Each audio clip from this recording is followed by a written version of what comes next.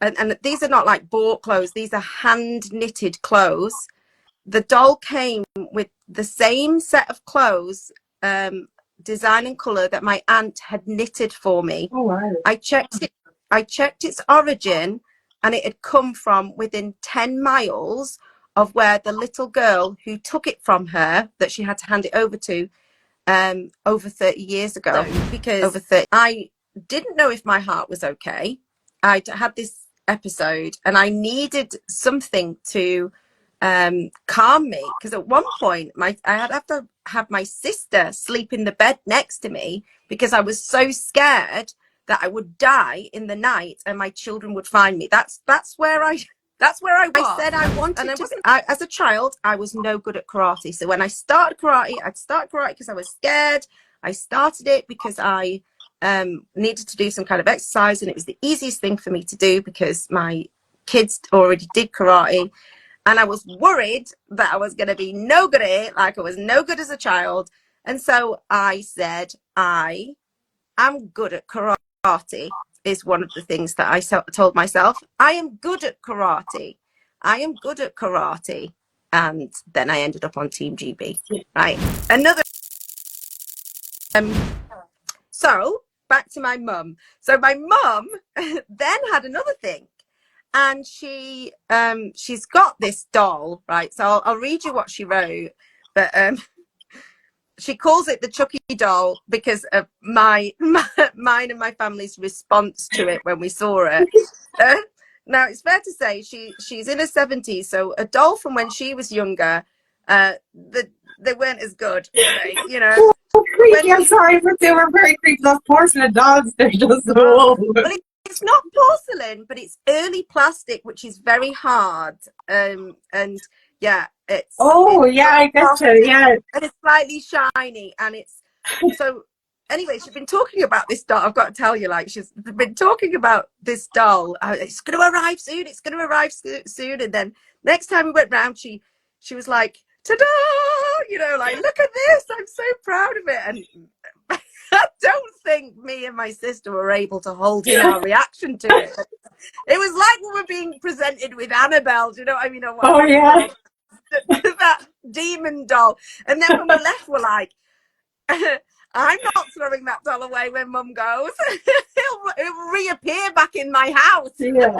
It's like it's going to be haunted, that doll. It You looks want to do an exorcism on the doll. Yeah. I've said to my mum, I'm like, you're going to have to get rid of that because I don't want to deal with that when you're gone. It scares me. Anyway, what she said, that's just a little bit of background about this doll she's talking about. This means a lot to her. Sorry, Mum. It does mean a lot to her, but it is horrific. It looks like something out of a horror movie. So she's put, I've just thought on my Diana doll, Chucky to you. You know how I love her. People had told me you can find anything on eBay. So I started looking. Now, what happened when she was younger is she wasn't allowed to keep toys for very long. So she was made to give the doll away, and she was absolutely heartbroken. And so in her, well, this maybe 10 years ago or something, she went looking for it. She wanted a doll that looked like this doll because she'd thought about it a lot. So she did a general search of 1950s dolls and looked at them all till she recognized one. She noted and I don't know, it doesn't make sense. She created a new search, feeling optimistic. My doll only went up for sale. So there wasn't many, there was maybe two, but the doll that she got went up for sale whilst I was checking the make. I don't know what that means. There was a couple, but something about this one, even though she was shabby. So there was two dolls. This one was shabbier. It had butchered hair. She willed herself to win the butchered one. There was something about that doll, that particular one. And she won it in auction. And when it arrived, it came with several sets of clothes, the same design and colours as and these are not like bought clothes, these are hand knitted clothes. The doll came with the same set of clothes, design and colour, that my aunt had knitted for me. Oh, wow. I checked its origin, and it had come from within 10 miles of where the little girl who took it from her, that she had to hand it over to, over 30 years ago, over 30 years earlier. So she said some unforeseen force was definitely working for me. So she was guided to get the doll that wasn't the prettier one, the one that was in worse condition, but she was guided to get that one. And when it arrived, it turned up with all these knitted clothes that wasn't advertised, and so it is actually her doll. It's her doll Yeah, that she gave away. I read that information earlier on. I didn't gather that. Oh my god, it was actually her own doll from when she was a kid. Wow. Yeah. Okay, I thought she just manifested a doll she wanted. Oh my gosh, she manifested back her own doll. That's beautiful. Wow. Yeah. Oh my god, that's And really so nice. absolutely convinced it was her actual doll, because I mean it came with hand knitted clothes. My phone stopped charging. Am I there? Yes, you're there. You kind of Did I paused for a lose minute, but you? you're back. Yeah, so Yeah. it's hand That's amazing. knitted. So it's not like it's likely to have been any other doll, because there were the clothes, that hand knitted the clothes that she handed over with her doll so many years ago when she was a little girl. So there's some forces there. She was thinking about her doll, Yeah. and she was guided to the one That that is didn't it. look as Yeah, she was nice. imagining holding And her doll again. Oh my god. Wow, that's yeah, really magical. I love that. I just see Eliza said here, I forgot to say that I healed my chronic illness. I actually presumed that's what you meant when you were speaking about yeah, that, Eliza, was that you actually manifested good health from your change of mindset. yeah, yeah. And we've talked about that before, that like it's so important that you have positive feelings about your outcomes if you About want a your health, positive outcome. especially. It's so many times we talk about people, saying that they're going to get a cold, and then they end up Yeah. having a cold or whatever. And I myself manifested myself a heart attack by thinking that there was something wrong with my heart, reading up the symptoms, experiencing the symptoms, and then end up having this horrendous episode that mimicked a heart attack. So convincing that it picked up an anomaly on my heart on the ECG. So you can manifest good things, but you can manifest bad things too. Oh yeah. And that's Yeah, like that's the thing. Like if you're living in fear if you're living in fear and worry about anything, whether it's money or your health, you are actually going to manifest that as well. That's why it is so important to rewire your brain into positivity and think only good thoughts, because you will manifest anything that you believe. So believe in the good rather than the worst case scenario. Because that's what we do. And we're creatures of habit. It's like, so you could be in the middle of the best day of your life and you're like, I wonder when this is going to end. And you're like, how about just make it longer and say, I hope this lasts forever. oh yeah. So talking about time, and we've talked about this before. Yes. Oh yes, yes. When I manifested myself more time, so much time.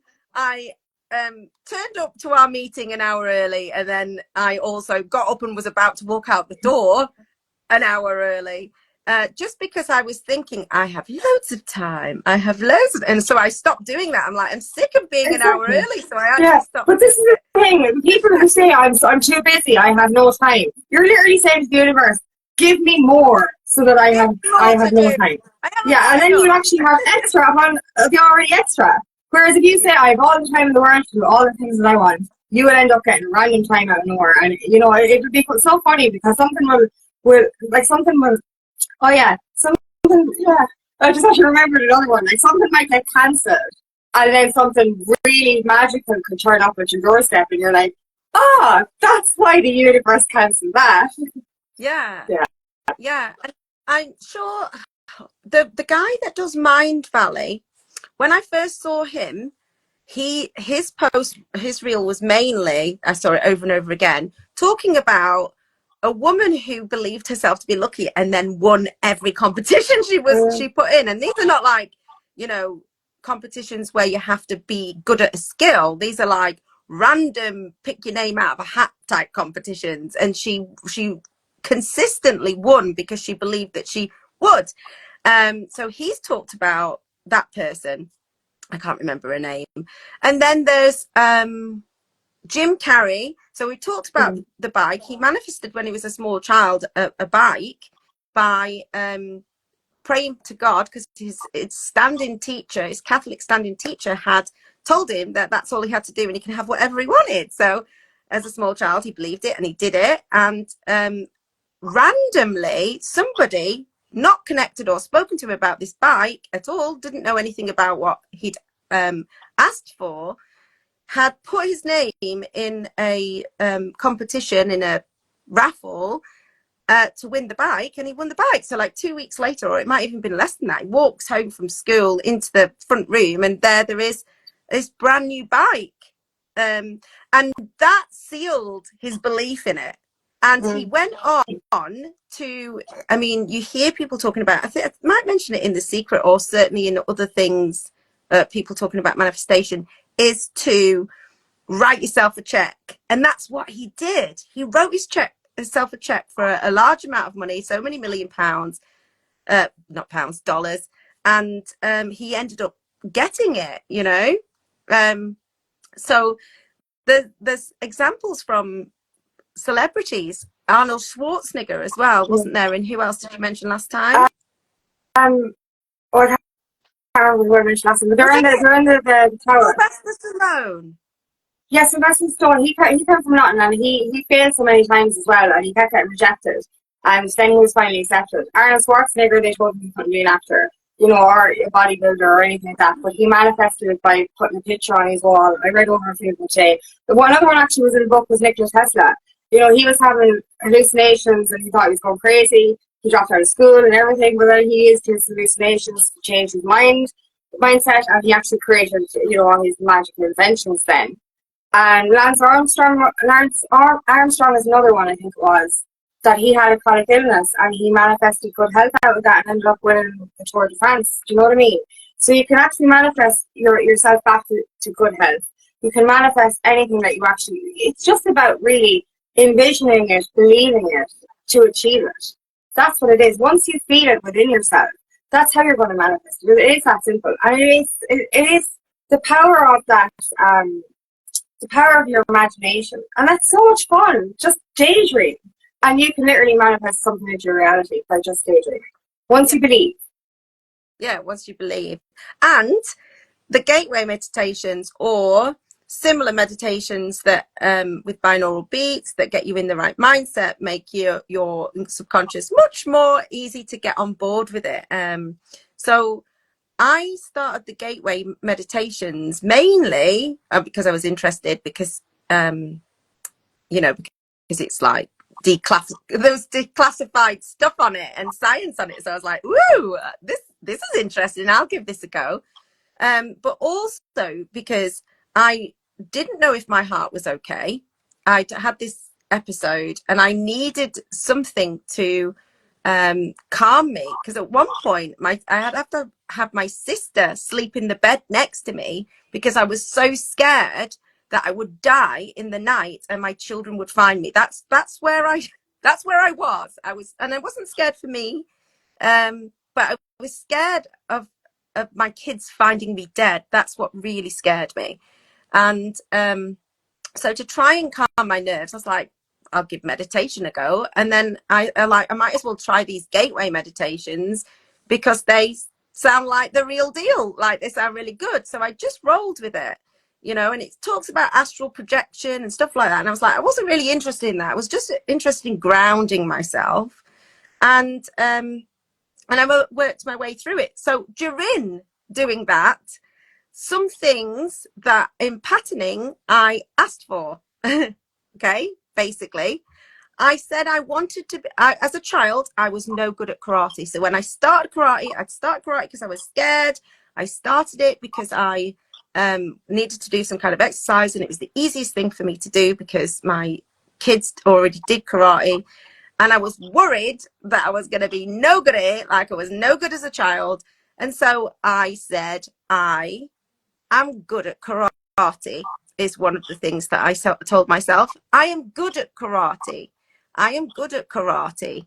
And then I ended up on Team GB, right? Another example, I said, I really wanted, when I became a coach, I really wanted to help other teachers because I know how difficult teaching is the job. And I instead of saying I want to, because what you do is you say it like it's already happened, I said, I support leaders to improve the well-being of teachers. And then I was offered, I didn't ask for the job, I was offered school mental health lead role. Yeah. But this is the thing, you told me about, an article or a video, or it was actually something in the government that was actually brought into the schools. So you manifested on a higher level, like. Yeah. And then when my coaching group was coming to an end, so I did lives with Ed, where I practiced and he would teach us, and that was coming to an end. And I was like, I could do that job. So I was like, I'm going to lead coaches on Zoom. And now I lead the coaching group. Yeah. I also, the other week, tried the thought experiment. And I didn't do this in meditation, but I'm fair to say I'm quite tuned in these days. I just said, the sign is a fox.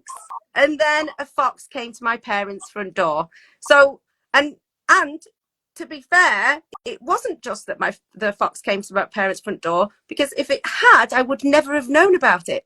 But since saying that, my dad installed a camera on the door. That's a synchronicity right there. You mentioned the fox, then the camera goes in, and then randomly you're there the night the fox appears. Yeah. That's synchronicity. That is synchronicity. It's too many coincidences to be a coincidence, because it's not a coincidence, Exactly. And the more you do these things, and there's so many things that they're the big ones that I've talked about. But there's so many little things that I think, and then that happens. That's the thing. You can manifest instantly. Like, you could just say, "Oh Jesus, I need this," and then you walk into the shop and the thing is there, and it's never actually there.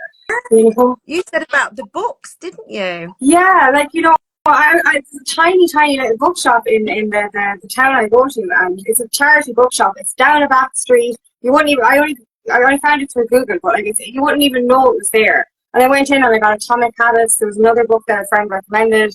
The Power by Rhonda Byrne was there as well. It was like, these books were they were put there for me. I went in there lately. I got a lovely one by Doreen Virtue, Angel Messages. I got a lovely deck of cards, got a Goddess oracle cards. Do you know what I mean? In this random tiny bookshop in the back arse of nowhere, and I'm like, yeah, these are all for me. It's really amazing, that the power of our minds to create, bring something into our realities. It really is.